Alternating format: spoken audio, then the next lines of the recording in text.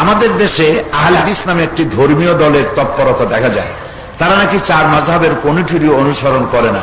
এখন প্রশ্ন হলো, চার মাযহাবের মধ্যে থেকে কোন একটির অনুসরণ করা কি আবশ্যক নয়? যদি কেউ অন্যদের মধ্যে হতে কারো অনুসরণ না করেন, তাহলে তাদের ব্যাপারে হুকুম কি?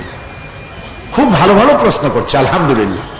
যেসব মা বোনেরা প্রশ্ন করেছেন, আল্লাহ তাদের উপরে রহম করুন, আমরা বলি আমিন। আহলে হাদিসে তারা আমাদের মতোই মুসলমান। যারা আহলে হাদিস তারা আমাদের মতোই মুসলমান। তারা হাদিসকে অনুসরণ করে কোনো গুনার কাম করে নাই। আর যারা মাযহাব অনুসরণ করছে, তারাও মাযহাব অনুসরণ করে কোনো গুনার কাজ করে নাই। আহলে হাদিসের অনুসরণ করে যারা নামাজ, রোজা ইত্যাদি ঈমান আকীদা যেভাবে পোষণ করছে, ওটা সবটাই ঠিক আছে। আর আমরাও মাযহাবের অনুসরণ করে যেটা করছি, এটাও ঠিক আছে। কোনোটার মধ্যে আমি কোনো তারতম্য দেখতে পাই না। আমলের দিক থেকে কিছু পরিবর্তন হয়তো ওরা একটা করতেছে, আমরা আর একটা করতেছি না, এইরকম। কিন্তু ফরজের ব্যাপারে এই ব্যতিক্রম হচ্ছে না।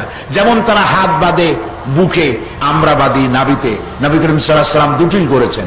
নবী করিম সাল্লাল্লাহু আলাইহি ওয়াসাল্লাম নামাজের ব্যাপারে কোনো একটির ব্যাপারে হার্ড লাইনে ছিলেন না।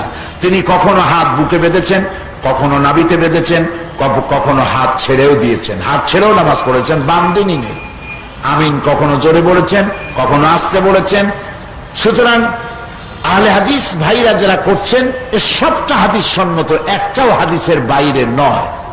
আর আমরাও যেটা করছি, আপনি ইচ্ছে করলে যে কোনো একটি মাযহাবকে অনুসরণ করতে পারেন।